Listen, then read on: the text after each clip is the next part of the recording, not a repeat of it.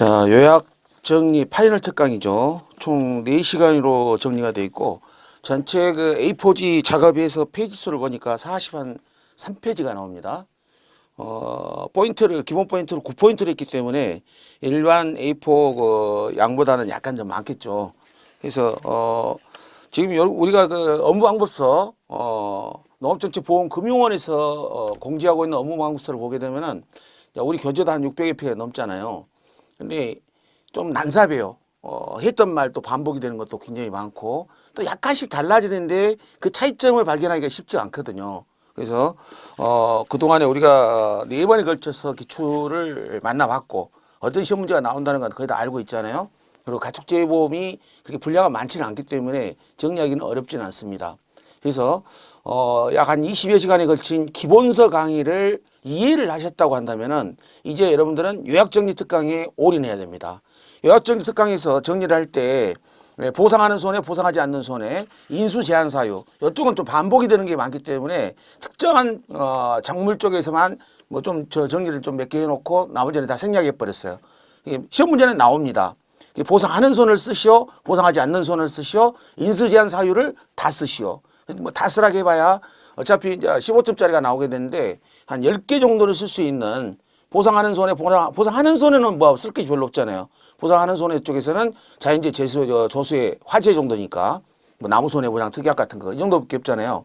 보상하지 않는 손해가 기본 세팅이 8가지가 있잖아요. 우리가 이론 그 강의에서 들었던 고수고통, 병복, 특하라고 되어 있는 이 부분 있죠.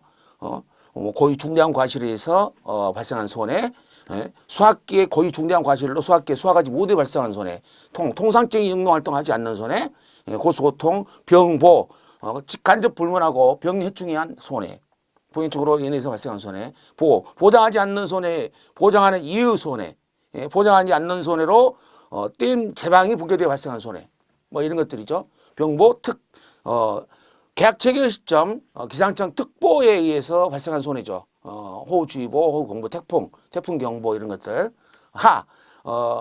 부대시설 등 노후 및 하자로 인해서 발생한 손해. 이게 총 8가지 세팅이 있잖아요. 보상하지 않는 손해. 그래서 요약정리 파트에서는 그걸 별로 무시해버렸어요. 여러분들이 이제 그것은 당연히 해야 되는 부분이고 페이지 수만 늘어나기 때문에 정리를 해버렸고 인수제한 사유도 특정 장모에서 좀 이건 좀 해놔야 되겠다는 것만 좀 빼놨고 가능하면 좀 쓰려고 노력을 했지만은 약해서 좀 줄여서 썼기 때문에 여러분들이 감안해서 보시길 바랍니다. 43페이지 분량의 요약정리 자료는 대한민국에 존재하지 않는 자료예요. 작년에도 제가 요약자료를 2018년 업무방법서에 기초해서 요약자료집을 만들었는데 이렇게 박스형 도표식으로 만들어진 요약자료가 점점 진화를 해왔죠. 그래서 2019년도에 여러분들한테 제공되는 약 43페이지에 해당되는 이 요약자료는 진짜 엑기스 중에 엑기스입니다. 이것만 열심히 해도 이제 앞으로 공부를 하면 이걸 들고 다니면서 계속 읽어주는 거죠. 시험 치기 전까지. 시험 치기 한 3, 4일 전에는 이제 마지막 누르기 작업이 들어가죠. 암기해서 쓰는 작업이 들어가줘야 돼요. 쓸 줄 알아야 된다는 사실을 항상 느껴야 됩니다. 이해해서는 안 돼요. 자, 본론이 들어가서 첫 번째 총칙 파트 있죠. 이미 기출된 것들도 꽤 많이 있어요. 그래서 기출 안 된 것도 있고 기출된 것도 있는데 몽땅 다 집어넣었습니다. 농작물 재보험 가입 설계할 때 모입자가 주의해야 되는 거. 모입자가 서류를 받아야 되겠죠. 등록 신청서를 받았는데 농업경영체 등록되지 않은 자들은 농작물 재보험에 가입할 수 없습니다. 농업경영체 등록을 해야 돼요. 농업경영체 등록을 하려면은 해당 지역 농산물 품질관리원 가서 등록을 하면 되고 일반 면이나 동사무소 있잖아요. 동사무소 가서도 받아줍니다. 농업경영체 등록을. 직불금과 같은 거 받으려면은 등록해야 되거든요. 가입 자격으로서 나오는 것들이 있죠. 경작자 본인만 가입할 수 있다는 거. 가족 등은 안 되죠. 경장 현황 서류, 과수원 면적, 식재 방법, 주수, 품종 이런 것들 구분되어 있는 현황 서류를 진구한다. 이런 걸 쓰라고 한다면은 이게 엉뚱한 문제가 되니까 이걸 읽어먹고 있다가 나중에 하다 보면은 잘 쓰기가 힘들죠. 그래서 지금 여러분들이 나와 있는 이 43페이지짜리 자료는 다 써야 된다는 원칙하에서 공부를 하세요. 자, 제가 읽은 갱신을 할 때 3년 전 자료까지 다시 쓸 수가 있답니다. 계약 인수시 현지조사 내용이 있죠. 이것은 4회 때 기출이 됐죠. 면품수, 면적, 품종, 수령, 면품, 수주, 제식 간격, 인수 제한 사항, 방제 시설, 기타 적정성이 나왔는데 빈칸치기로 시문제 나왔어요. 이거 또 나올 수도 있습니다. 밭작물 원예 시설은 네 가지가 되어 있잖아요. 면, 식재, 가인 면적, 식재, 그다음에 재배, 농지 구분은 적정성이 약점 위아래 다 있는 거고. 청약서에서 이제 이런 건 시험에 안 나왔죠. 청약서 부분 중에서 고객이 꼭 써야 되는 부분이 있습니다. 이거 작성 안 하면은 고객 자필 서명 없는 청약서는 청약 효력이 없습니다. 자필 서명이 있어야 되고, 보험 계약자의 서명이 있거나, 피보험자 서명이 있거나, 보험 계약자와 피보험자가 똑같으면은 뭐 서명할 필요는 없겠죠. 그다음 이제 보험료를 이체해주는 이체 계좌 번호, 내 통장에서 나가는 번호죠. 또는 카드 결제를 한다면 카드 번호. 그 다음에 계약 전 반드시 보험회사에 알려야 되는 계약자 의무 알릴 의무가 있죠. 고지 의무가 있죠. 고지 의무. 이런 것도 시험이 안 나왔어요. 그래서 한번 청약서 고객 반드시 작성해야 되는 부분에 대해서 쓰시오 하면 5점짜리 문제가 되겠죠. 계약 취소권, 철회권, 무효권 이런 것들은 시험 문제 기출이 됐죠. 계약 취소, 성립한 날로부터 3개월 이내에 계약이 취소가 가능한데 언제? 계약자한테 보험 약관 증서를 제시하지 않는 거. 약관을 줘야 되는데 약관 안 준 거죠. 약관의 중요 내용 설명하지 않았을 때. 자필 설명을 하지 않을 때 세 가지가 있잖아요. 계약 취소사항, 계약 체기를 3개월 이내에 계약 취소가 나는데 계약 취소사항 세 가지를 쓰시오 하면 이 세 가지를 써야 되겠습니다. 보험 상품 설명서라는 게 있어요. 여러분 일반 농협에 가시게 되면은 농작물 재보험 담당 직원이 있습니다. 거기서 이제 모집을 하게 되는데 이 모집자한테 가게 되면은 조그만 책자 소책자를 하나 줘요. 요것에 한 반쯤 되나요? 이만한 책자를 줍니다. 칼라로 되어 있어요. 그게 이제 상품 설명서입니다. 그 상품 설명서에 내용이 들어있어야 할 내용이 보니까 상품 영품의 정보, 계약을 철회할 수 있다, 취소할 수 있다, 개인정보는 보호받는다. 그리고 계약 보험금과 관련 분쟁이 발생했을 때 조정 신청이 가능한 권리가 있다. 그리고 보험 계약자는 반드시 고지해야 하든 아니 전년도 사고 여부, 병충해 여부, 또 알려던 게 보면 간척지 땅 같은 것들 그런 것도 꼭 알려줘야 돼요. 철회 부분도 이미 빈칸치기에 나온 적이 있죠. 이 15일하고 30일이 나왔죠. 보험정권을 받은 날부터 15일 이내에 철회가 가능하고 청약 한 날로부터는 30일 초과한 경우는 청약 처리가 안 된다고 있죠. 청약 한 날로 30일 초과하게 되면은 법인은 철회가 불가능하고 이런 것도 시험에 나왔잖아요. 기출에 나왔었고 청약 철회가 되면 보험료 반환해 줘야 되겠죠. 반환해야 되는 날짜가 넘어가서 늦게 지급이 되게 되면 지연 지급이라고 그러죠. 지연 지급했을 때는 보험 계약 대출 이유를 적용합니다. 연단위 복리 이자율이 있어요. 자, 보험계약은 무효사유도 제가 정리를 다 해놨습니다. 보험계약은 무효사유를 다 쓰시오 하면 이거 다 써야 돼요. 보험계약 시에 보험사고가 이미 발생한 거, 기발생, 또 발생할 수 없는 거, 불가능, 발생 불가능 이런 사유가 무효가 되는데 무효가 되게 되면 일단 계약이 소급해서 없는 걸로 돌아가니까 보험료를 돌려줘야 되겠죠. 근데 돌려줄 때 두 가지 기준을 놓고 돌려줘야 돼요. 계약자한테 규칙 사유가 있느냐 없느냐. 규칙 사유가 없다 그러면 전액 돌려받을 수 있겠죠. 규칙 사유가 있다 하면은 그 책임 사유만큼의 감액이 이루어지겠죠. 왜냐하면 지나간 것은 안 돌려주고 우리가 보통 1년에 보험 계약을 하잖아요. 월 단위 보험료를 계산하면 12분의 보험료를 나누게 될 겁니다. 그러니까 한 개 1개월 지났다, 2개월 지났다. 그럼 나머지 10달이 남아있고 3개월 지나면 9달 남아있잖아요. 그래서 해당 담보 미경과 비율이 적용이 됩니다. 그래서 당신이 돌려받을 돈 보험료에다가 아직 안 돌아온 것, 아직 지나가지 않은 미경과 부분만 돌려주는 거죠. 그래서 미경과 담보별 미경의 비율을 또 고백하자고 하는 거죠. 만약에 계약자나 피보험자한테 고의 또는 중대한 과실이 돼가지고 무효가 됐어요. 아예 보험료를 환급하지 않습니다.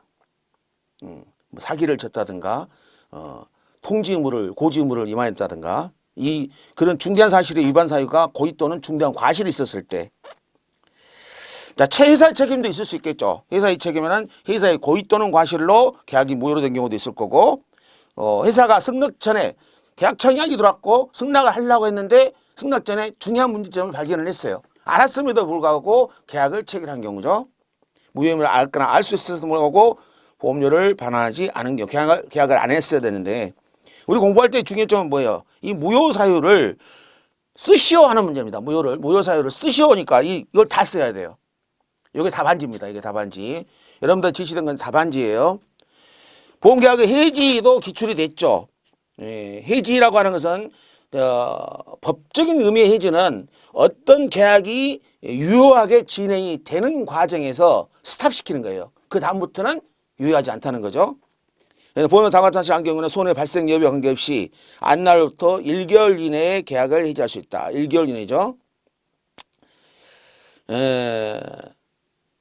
지금 그 계약자 등이 계약 전 고지 의무를 위반해서 중대한 과실, 그냥 그 위반한 원인이 고의 또는 중대한 과실이죠. 사실과 다르게 알린 때, 다르게 알렸다는 걸 알았어. 그럼 계약을 안 받아줬어야 되겠죠. 근데 안 날로부터 1개월 이내에 계약을 해지할 수 있고, 계약 후 알릴 의무도 있어요. 계약 후 알릴 의무도 있는데 그 의무를 이행하지 않았다는 사실을 안 날로부터 1개월 이내 해지. 이런 경우는 또 보험회사에 계약 해지가 안 된다 그러죠. 안 되는 경우 회사가 계약 당시에 그 사실을 알았거나 과실로 알지 못했다. 악이죠. 회사가 안 날로부터 1개월 이상이 지났어요. 1개월 이내에 해지하라고 했는데 안 했어. 또 1회 보험료를 받고 2년이 지났어요. 빈칸치기로 다 기출이 됐죠. 또 계약을 체결한 날로부터 기준을 보니까 3년이 지났습니다. 보험 모집을 한 자가 계약자한테 권유를 하죠. 너 그거 알리지 마. 그럼 계약 해지돼. 예? 알릴 기회를 주지 않아. 좀 만나자 해도 안 만나죠. 도망쳐 다니고. 사실도 알리는 걸 방해했고, 피보험자에게 사실대로 알리지 말라고 했다든가 부실한 내용으로 알리도록 권유한 것들. 이런 것들은 다 계약 해지를 회사 측에서 못합니다. 자, 여기 나와 있는 보험회사에 의한 계약의 해지 이 파트도 기출이 됐지만은 출제 형식이 어찌됐든 간에 다 쓰시오 하는 문제가 나올 수 있고, 요걸 다 쓸 정도의 문제가 된다면 15점짜리 문제가 됩니다. 자, 우리는 1과목 100점, 2과목 100점으로 처리되어 있잖아요. 1과목에 10문제, 2과목에 10문제로 되어 있습니다. 그 중에서 15점짜리 문제가 5문제가 있죠. 5점짜리 문제가 5문제가 있고요. 15점짜리 문제 한 두세 개 틀려버리면은 평균 점수 60점 넘기기가 힘들어요. 최소한 부분 점수라도 맞아줘야 됩니다. 그래야 60점이 넘어가죠. 그래서 지금 여러분들 시험 끝나보시면 아시겠지만은 제가 준 이 요약자료 내에서 시험이 안 나온 거 하나도 없어요. 전부 다 나옵니다. 물론 나오는 방식만 달라지겠지만. 자, 질권 부분에서는 질권은 담보질권이잖아요. 우리 전당포에다가 우리 시계 맡기고 옷 맡기고 돈 꼬는 거랑 똑같죠. 근데 이 부동산에 열려있는 과실 있잖아요. 과실이 재가 발생해가지고 돈이 발생합니다. 어디서 발생해요? 재보험 사업자로부터 받을 보험금이 발생하잖아요. 이 보험금이 담보금이 돼버립니다. 그래서 그 보험금을 담보로 돈을 채권자한테 빌려오는 거죠. 그래서 질권이 설정이 되는데 미성년자도 농사를 짓죠. 미성년자가 피보험자이고 계약자는 아버지다. 이런 친권자인 경우도 있겠죠. 그것만 좀 달라요. 피보험자만 미성년자인 계약이에요. 피보험자 한 사람만 피보험자의 지위를 가지고 있는 사람이 미성년자입니다. 이런 경우에는 피보험자의 친권자, 아버지 어머니가 친권자죠. 아버지 어머니가 보험 계약자인 경우, 보험료는 누가 냈다는 얘기예요? 피보험자가 냈다는 얘기는 아니죠. 아버지 어머니가 냈다는 얘기죠. 보험 계약자인 경우에 친권자 동의, 미성년자가 돈을 좀 꼬다가 농사자금으로 쓰려고 그러는데 아버지한테 동의를 받아야 된다는 얘기죠. 동의하에 질권 설정을 할 수 있다. 친권자의 동의가 필요합니다. 미성년자 경우는. 이때 가족을 증명하는 서류를 갖다 줘야 되겠죠. 가족관계 서류를 갖다 주면 되고. 자, 질권자가 채권 실행을 합니다. 보험금을 피보험자 또는 계약자한테 지급하지 말고 질권자인 채권자한테 지급해라라고 소송을 제기해 오는 거죠. 또 요청을 한 거죠. 자, 세 가지 요건이 있어요. 또 시험도 안 났어요. 질권자한테 지급을 하기 위해서는 첫 번째, 채권 변제의 길이 도래해야 되고 해지 등 지급 사유가 발생해야 되고 계약자가 그래 줘도 좋아요 라고 이의 신청을 하지 않아야 됩니다. 이게 이제 질권 실행 요건 세 가지가 있어요. 이 정도로 해서 총칙변이 간단히 정리됩니다. 총칙에서는 시험 문제 나올 것도 여기서 안 나온 거 하나 있죠. 용어정이 있죠. 용어정에서 꼬박꼬박 5점짜리 문제가 나오잖아요. 여러분들 총칙편 용어정이 교과서에 있으니까 그거 참고하시기 바랍니다. 자, 본론으로 들어가서 적과전 종합위험 원투죠. 작년과 달라진 것이 특정위험과 적과전이 놓고 적과전 종합위험으로 구분됐던 것이 특정위험에서 사라졌잖아요. 그래서 중요한 부분이 뭐냐면은 자연재해 파트에서 범통상해 특약이라고 했던 것들이 범통상해가 일반재해 종합약관으로 들어갔습니다. 그래서 그냥 냉해로 들어가 있어요. 냉해. 예. 추워서는 이상기온 이하로 낮아졌을 때 발생한 그 손해죠.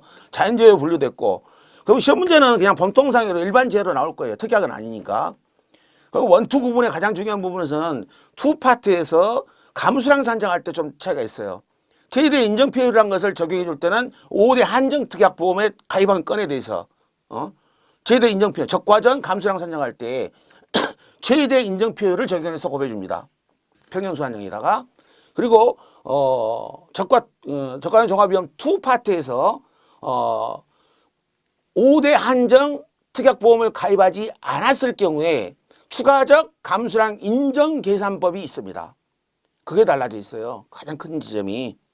그래서 지금 가실손해보장에서 적과 전 자연재해 조세 화두로 들었고 적과 후, 적과 후에 가을 동상이와 일소 피해는요 아무 말 안 하면 그냥 자동 가입이 돼요.